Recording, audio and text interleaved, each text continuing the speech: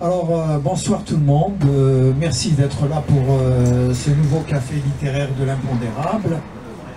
Alors, j'ai l'honneur et le grand plaisir de recevoir Karim Elbah, qui a l'habitude de venir quand même au café littéraire et qui a écrit un récit très intéressant, très captivant et très près de beaucoup de réalités, de beaucoup de vérités sociales.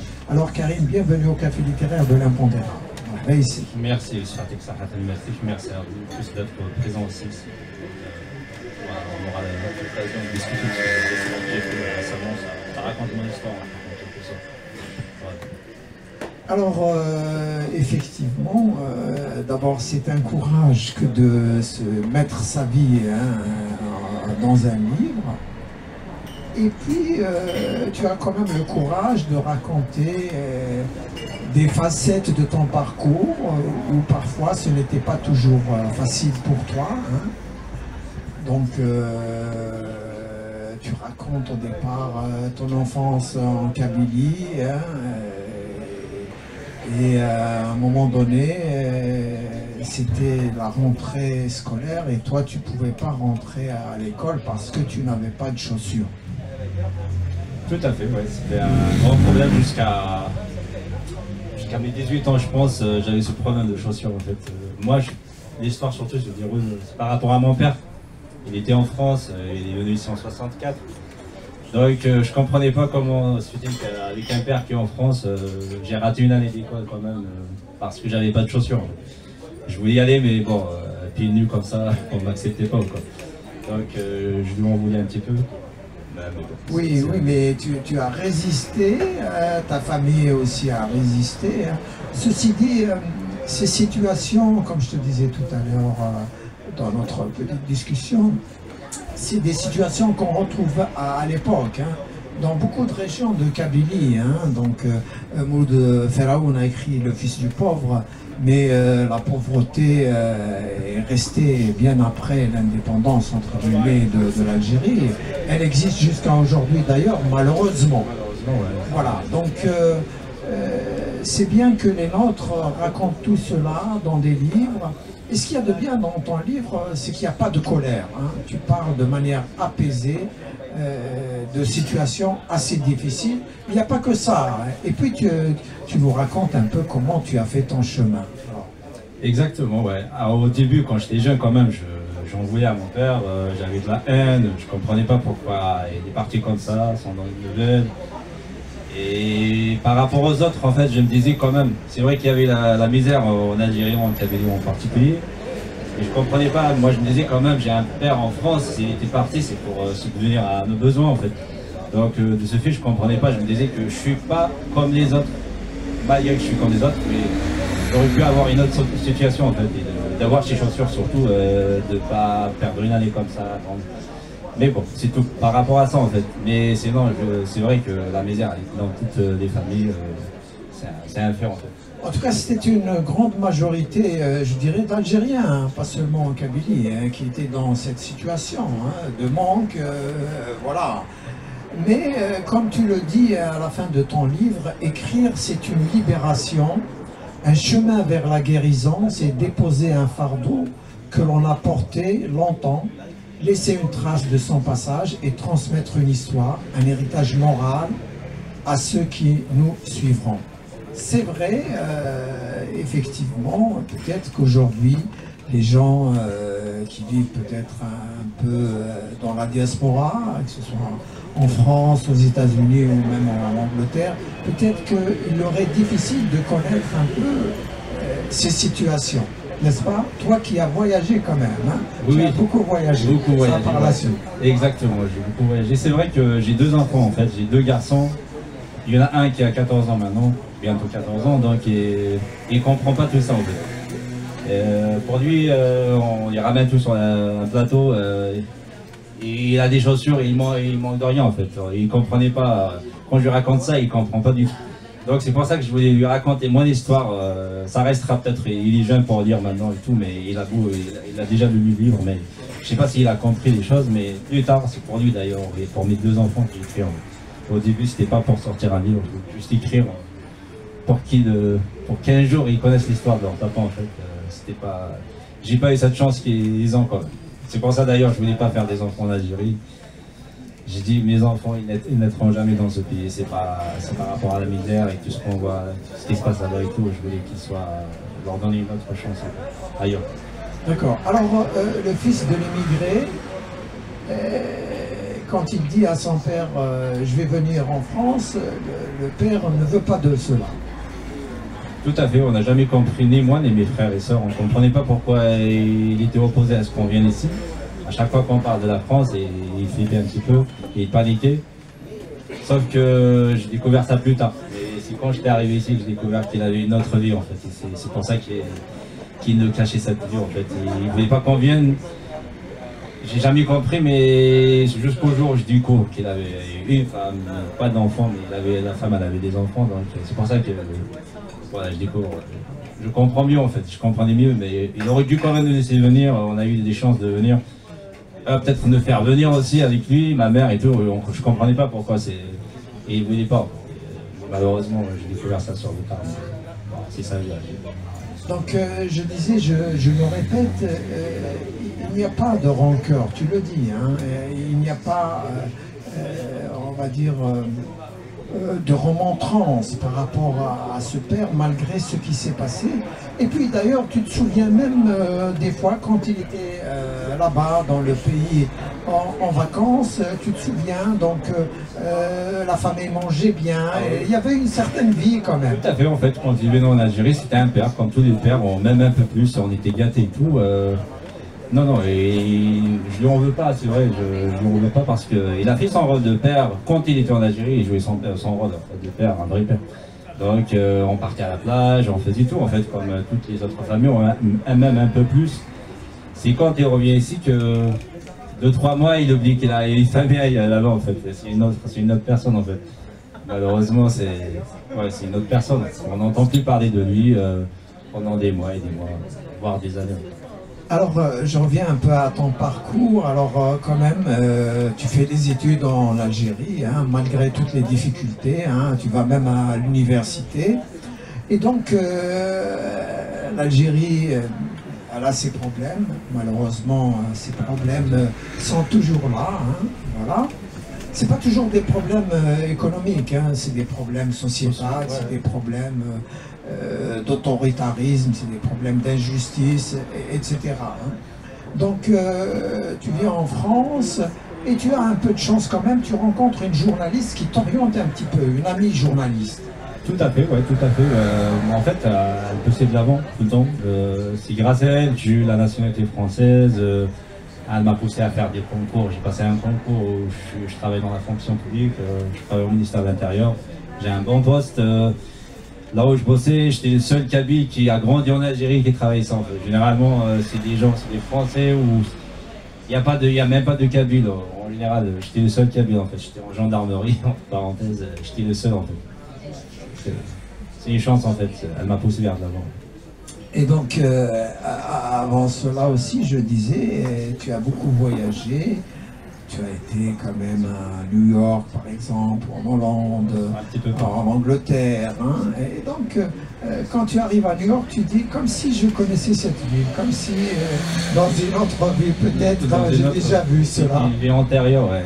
Peut-être c'est dû au film qu'on regardait à la télé, un petit peu peut-être, mais je me retrouvais en fait sans GPS, sans rien, sans carte. J'arrivais à retrouver des endroits, à marcher, comme si j'ai toujours vécu là-bas en fait. C'est vrai que j'avais ce sentiment que j'avais dans une vie antérieure, j'étais là-bas.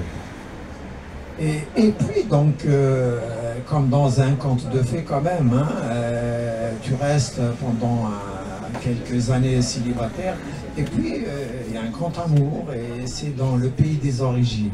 Tout à fait, ouais. Bah, pendant 8 ans, 9 ans, j'étais célibataire, j'ai rencontré beaucoup de monde ici, mais il n'y avait pas de déclic pour me marier ou pour, je sais pas. Et jusqu'au jour où je retourne en Algérie, dans mon village, ça s'est fait en une semaine en fait. Sans jamais connaître la personne, en une semaine, et le mariage, la fête, tout en fait. Alors que j'ai jamais vu cette fille avant. Ouais, c'était comme ça. Alors que moi qui me disais, je vais jamais me marier, c'était compliqué après un premier divorce. C'était dur, mais finalement, la fière en fait. Mon destin m'attendait en Algérie, en Kabylie. Voilà un peu ce qu'il y a en général dans le livre, mais ton livre il est valable hein, pour, à mon avis, tous les habitants d'Algérie, pas seulement de Kabylie, hein, parce que tu racontes des choses qui qui existent un peu partout, on va dire, hein, un petit peu partout, et ce désir de partir ailleurs, d'essayer de se construire ou même de se reconstruire, il existe malheureusement toujours. Hein.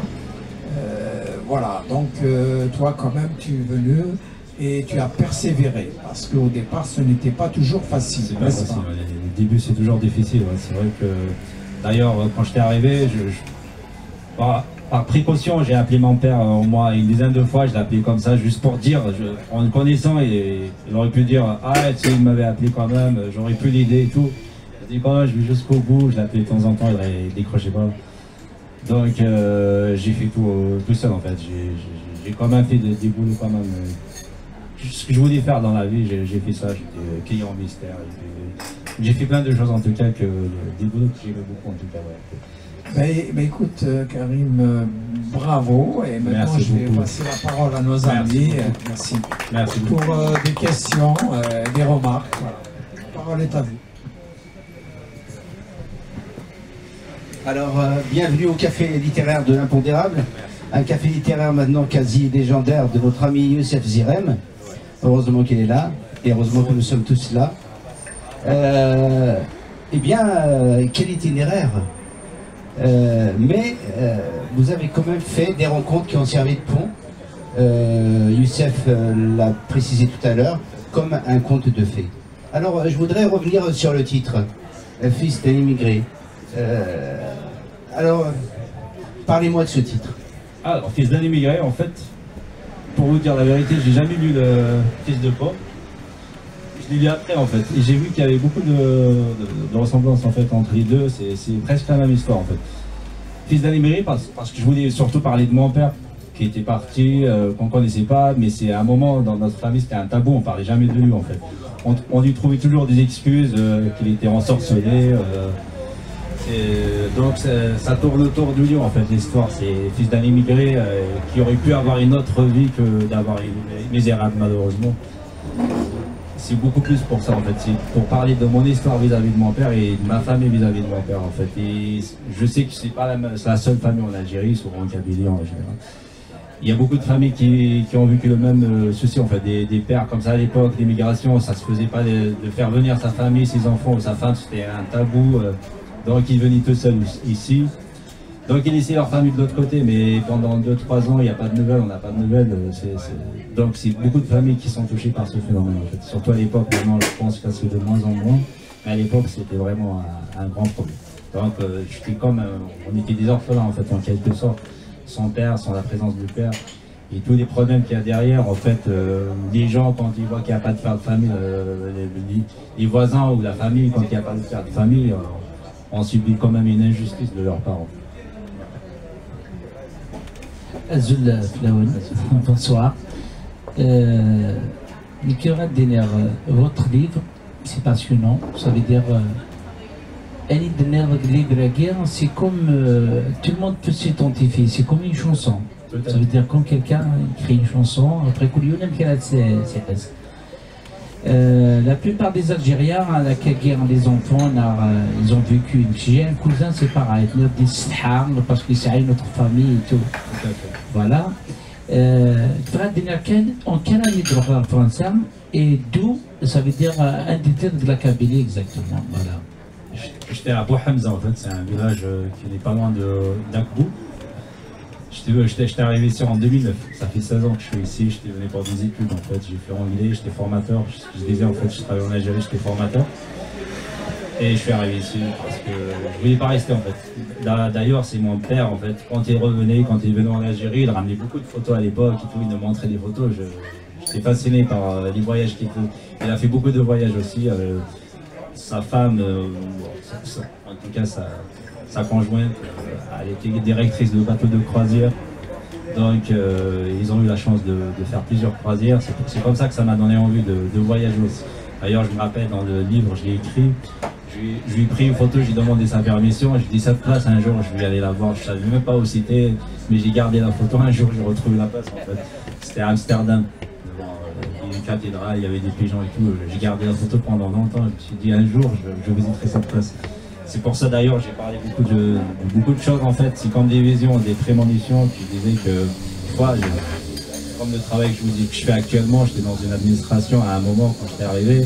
Je dis un jour je travaillerai dans cette administration en fait. C'est ce qui s'est passé d'ailleurs actuellement, je travaille là en fait. Voilà. Merci. Donc il n'est pas facile quand même de se dévoiler autant, hein. C'est un récit très intime. J'imagine quand même que c'est difficile, ça a été difficile pour vous. Alors, parlez-moi de la couverture, elle est quand même incroyable cette couverture. Oui, tout à fait, je l'ai faite moi-même en fait la couverture. On voit des loups, il y a la tour Eiffel, en fait, c'est beaucoup de choses en fait, c'est une misère.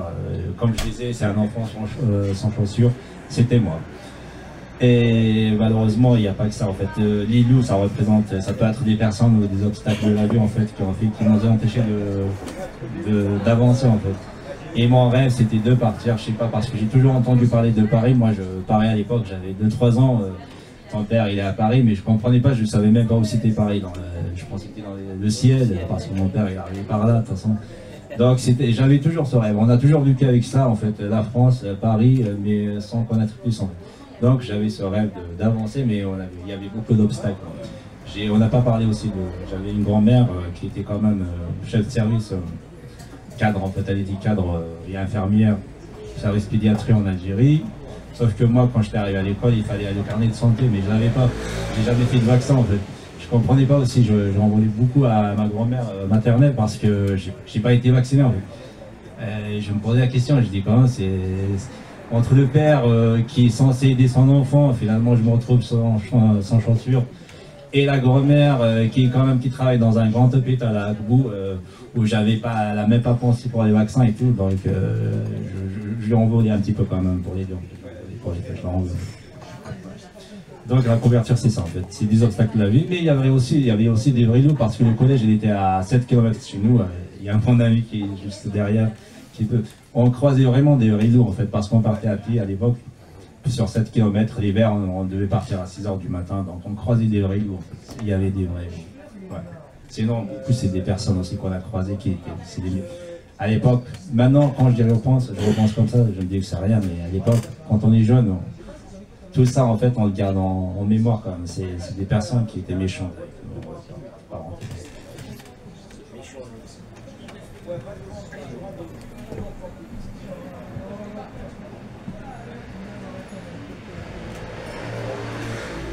زوج الأول توريض مس إيميليك مس بغريف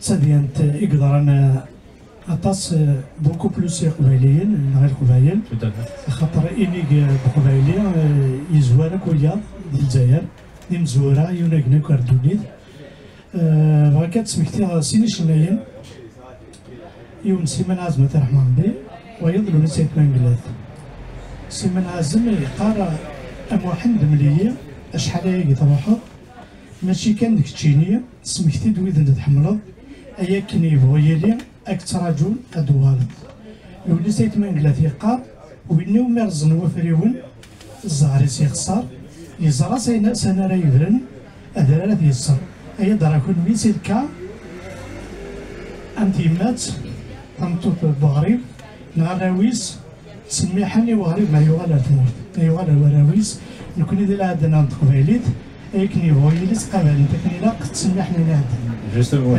merci beaucoup à Texas. Justement, quand il est revenu en fait, quand il est venu en Algérie, c'est comme si de rien n'a été en fait. On a accueilli les bras ouverts. Jusqu'à là, il est décédé, ça fait aujourd'hui 1 mois qu'il est décédé en fait. Je l'ai emmené quand même en Algérie, c'était sans souhait d'être enterré en Algérie, je l'ai emmené là-bas. Malgré que ça fait des années qu'il n'est pas parti, mais je tenais quand même à ce qu'il soit enterré. Lui, c'était son souhait, c'était son vœu d'être enterré en Algérie. Donc on lui pardonne. Toute la famille lui a pardonné. Bravo. On est passé à autre chose. Bravo. Slimane Azem est cité dans le livre parce Exactement. que Karim dit que quand il est retourné au pays, il a trouvé un autre pays parce qu'il n'a pas trouvé ses repères, parce que généralement les rapports humains ont changé et que Slimane Azem disait à propos des frères, hein, donc quand ils sont jeunes, ils sont très proches l'un de l'autre, mais plus tard, souvent les choses changent. C'est la vérité. Mais j'en veux à personne en fait. Alors, même mon père, je lui trouve toujours des excuses. Je sais qu'il avait une vie difficile aussi. Il était orphelin, son père il a été assassiné, tué en tout cas pendant la guerre d'Algérie, il était martyr. Donc il avait 10 ans, donc il avait personne d'autre. Il est obligé de venir, il est arrivé ici, il avait 16-17 ans, donc il me dit que la vie elle est dure quand même. Surtout à l'époque, je pense, c'était pas comme maintenant. Il n'y avait pas. De temps en temps, il a envoyé un courrier, mais bah, je sais pas. Il a été bon. Il a fait, je sais pas si c'est une mauvaise rencontre ou une bonne rencontre, mais je comprends. Je lui ai toujours dit, de toute façon, je comprends que même si tu as quelqu'un d'autre, c'est pas grave. On comprend tout à fait. Il n'y a pas de souci pour ça. Alors Malik, notre grand artiste, il est là. مرحبا ici à Malik. Il a gardé mais on va donner la parole à madame. Bonsoir tout le monde. En tout cas, tu as des belles baskets.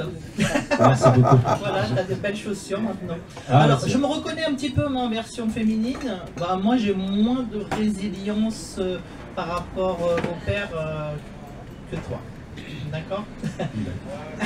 Alors, je voulais poser une question, mais bon, bravo, hein, super, pourquoi Merci. pas. Après, chacun raisonne comme il peut. Alors, par rapport à tout ce que tu as vécu, ça m'a beaucoup parlé, et je me suis dit, comment différencies-tu la résilience de l'acceptation de maintenant? Parce que c'est une résilience que tu as, en fait. Oui, exactement. En fait, au début, comme je vous disais, quand j'étais jeune et tout, je comprenais pas. Je lui en voulais parce que, mais maintenant que je l'ai vu ici, j'ai vu qu'avec lui quand même, j'ai profité, on s'est vu pendant 16 ans où j'étais là. On a eu l'occasion de discuter, d'en parler et tout. Il m'a expliqué beaucoup de choses en fait. Donc c'est pour ça que je comprends un petit peu sa vie. J'essaye de comprendre. En tout cas, je lui en veux pas. Après, je me dis c'est toujours mon père. Et là, il a raison. On est humain d'après tout. Il a fait des erreurs peut-être, mais il l'a assumé, il m'a demandé pardon et il a en tout cas il a reconnu ses erreurs. Donc quand il m'a demandé pardon, je trouve c'est pas... super ça. Mais alors Ouais. comment toi tu as fait par rapport à tes enfants? Parce que c'est pour ça en fait. Moi ma fille, j'ai fait comme toi. Elle comprend pas. Pour elle c'est un waouh. Est-ce que tu es sûr de ce que tu racontes? Est-ce que tu as vraiment vécu ce que tu as vécu? Donc je pense que tes Ouais, enfants... voilà. Exactement. Eh ben, c'est ça, pour tout lui, à fait. il y a Voilà. plein d'histoires en tout cas dans le livre. On n'a pas eu le temps Exactement. de parler de ça, mais c'est vrai que mes enfants, surtout l'aîné, il comprend pas en fait. Il me dit que c'est pas possible. C'est Quand ça. je lui raconte des choses, il me dit que c'est pas possible. Même rien que de voir les loups comme ça à côté des croisés. Pour lui, on allant à l'école, croiser des loups, c'est pas possible. Alors là, parler des chaussures et tout, pour lui, c'est des choses que je ne peux pas le voir comme ça. Et comment différencies-tu, alors justement, quel conseil donnerais-tu à quelqu'un qui traverse une période difficile, comme toi, comme tu as traversé? Qu'est-ce que tu pourrais lui donner comme conseil? Alors, je me dis de toute façon, après la tempête, il y a le beau temps. C'est ce que je me dis en fait. C'est exactement ça. Il faut toujours garder espoir que les choses peuvent changer à tout moment en fait. C'est pour ça, c'est vrai que quand j'y repense, même moi des fois je me dis est-ce que c'est vrai tout ce que j'ai traversé moi ou ma famille, est-ce que c'est vraiment réel ou quoi. Mais comme je vous dis en fait, on passe à autre chose. Il faut pardonner, il faut aller de l'avant. Sinon, si on reste dans le passé, on va pas Mais c'est quoi avancer. le conseil? Moi c'est ça que j'ai compris, ça le pardon, ça je me l'ai pardonné. Mais le conseil que tu donnerais à quelqu'un qui vivrait la même chose que toi, là maintenant actuellement, là maintenant ici présent, là maintenant. Qui vit la même chose? Oui. De se rapprocher de la Avec ton personne. recul, de ce Oui, que oui, t'as fait de se toi. rapprocher de la personne et de parler avec elle, d'essayer quand même de comprendre. Il y a toujours quelque chose à comprendre, en tout cas. Qu'est-ce que tu donnerais toi? Ouais, c'est le dialogue, en fait, la communication avec la personne. Il y a eu un dialogue Tout à fait. Il y avait beaucoup de dialogue entre moi et mon père. Il m'a expliqué beaucoup de choses. Je comprends, malgré que je ne consciente pas, mais je comprends. J'ai compris les choses. Bravo. Merci beaucoup. Zoul,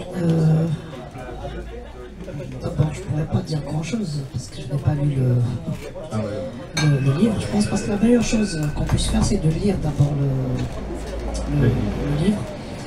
Par contre, j'ai retenu deux choses. C'est-à-dire, c'est la force en fait que vous avez quand vous parlez de communication justement. C'est-à-dire pour, disons, en fait, on pardonne mais on n'oublie pas. Ça, non. Voilà. C'est-à-dire à travers vos intonations, etc. Parce que moi, peut-être le fait que voilà, j'ai une écoute un peu différente. Donc, c'est-à-dire à travers vos intonations, etc. Je comprends que vous vraiment vous pardonnez, etc. Vous vous sentez quand même apaisé, mais sans pour autant oublier la chose. Hein. C'est-à-dire on le sent. Et vous me faites rappeler un peu quand vous parlez justement de cette histoire du vaccin, etc. C'est triste à le dire, mais il y a cette façon un peu de mal-être chez nous, c'est-à-dire de vivre un peu ce rejet. Et d'ailleurs j'ai hâte de lire un peu votre livre, je vais le lire avec plaisir. Et vous me faites rappeler justement une histoire d'un roman qui est écrit par notre amie Khadija Jama. Elle a fait sociologie et elle était d'une maman donc marocaine et d'un père kabyle. Et donc elle a vécu au Maroc jusqu'à l'âge de 11 ans. Elle est repartie en Algérie et elle racontait justement la pauvre dans ce roman, ce rejet qu'elle a vécu d'abord par les gens qui étaient de leur famille, etc. Et la pauvre, elle disait même dans un passage, j'ai appris à faire le couscous comme elle, et j'ai appris, c'est-à-dire à danser comme elle, mais malheureusement, même comme ça, je ne suis pas acceptée. Et d'ailleurs, elle a fini, tellement elle avait cette soif c'est-à-dire de se réaffirmer, elle a fini par travailler à la radio, etc., nationale, en kabyle, etc. Et c'est de là qu'on commençait un peu à prononcer le nom de son père déjà. Donc c'est pour un peu vous rejoindre dans ce rejet, etc., dans ce mal-être que nous vivons. Et merci pour ce récit autobiographique. Merci Malika, merci.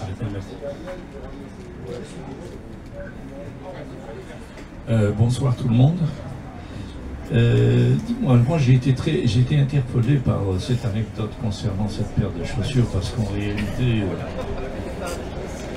toi tu n'es pas rentré cette année-là à l'école, mais je voudrais te dire en fait la chose suivante, c'est qu'en 1994, il y a des dizaines de milliers d'enfants qui n'ont pas rejoint l'école tout simplement parce qu'à l'époque c'était le boycott scolaire. Tout à fait.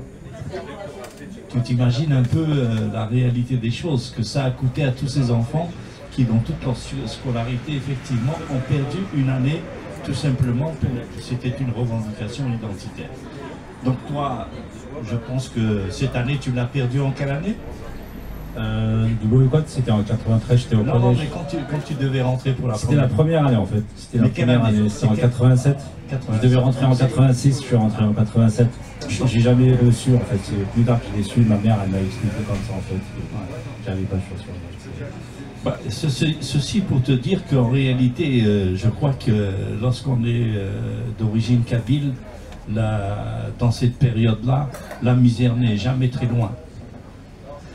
Albert Camus l'évoquait lui-même dans Misère de Kabylie. Bon, on a cité bien entendu le fils du pauvre. Moi, je vais te faire aussi une petite anecdote aussi, parce que moi, je suis dans le monde de l'entreprise et on a un grand chef d'entreprise en Kabylie qui un jour nous a fait cette confession. Il s'agit d'Issa de Rabravo. Et il disait un jour, en fin d'année scolaire, tous les élèves étaient invités à aller faire une sortie en mer, découvrir la mer pour la première fois.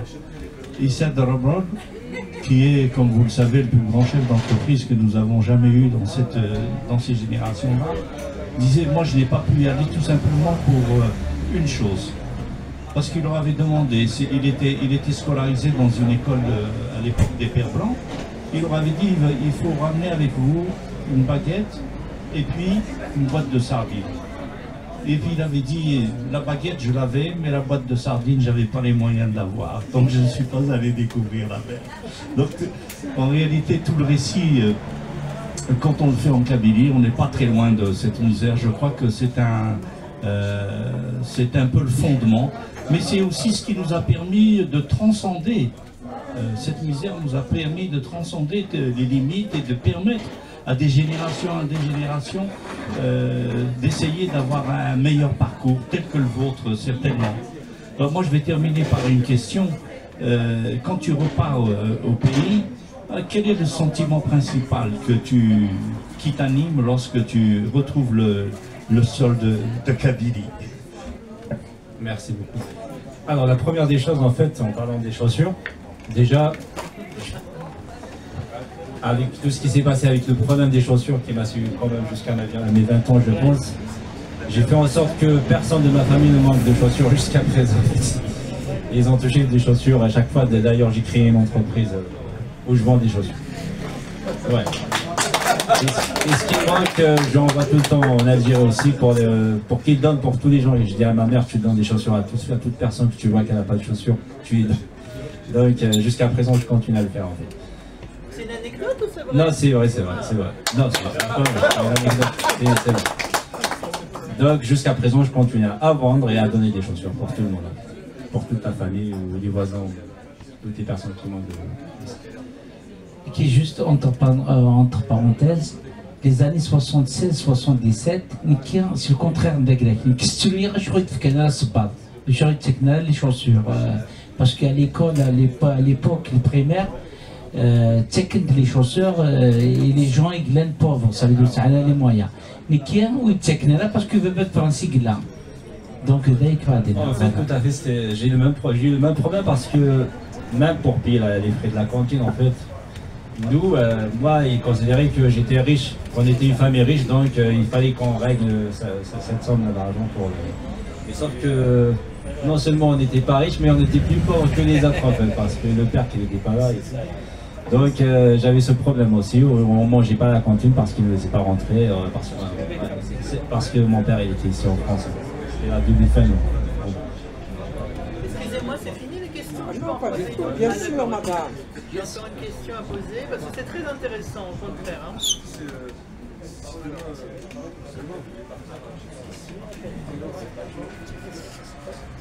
Je fais ça pour pas partir en arborescence, hein, parce que les artistes, on est un peu, vous savez comment ça se passe. Alors, je voulais savoir, donc avec tout ce que vous avez appris, votre apprentissage de vie en fait, d'accord, y a-t-il une compétence ou un apprentissage qui a renforcé votre résilience? Donc, est-ce qu'il y a quelque chose qui est récurrent chez vous? La droiture, la discipline, persévérance? Je vous donne un exemple, je vous aide. Allez. Alors, c'est beaucoup plus la persévérance en fait.